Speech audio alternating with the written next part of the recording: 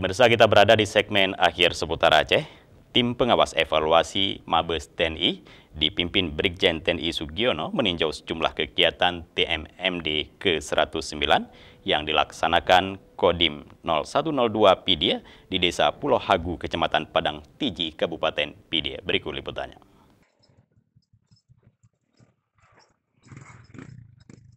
Kegiatan TMD ke-109 Kodim 0102 PD melaksanakan pembangunan ruas jalan, penyiraman pasir batu, pembangunan jembatan dan gorong-gorong serta rumah tidak layak huni.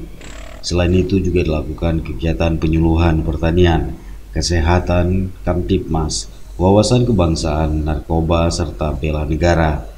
Ketua Tim Pengawas Evaluasi Mabes TNI Brigjen TNI Sugiono menyebut pemilihan lokasi TMMD sangat tepat karena salah satu persyaratan penentuan dilakukan kegiatan TMMD dari azas manfaat dan pemilihan lokasi pembangunan infrastruktur, jalan, jembatan, dan gorong-gorong yang sangat bermanfaat bagi masyarakat setempat.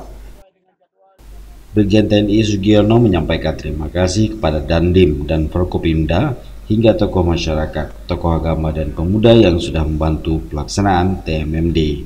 Dari PD, Tim Liputan Aceh TV melaporkan.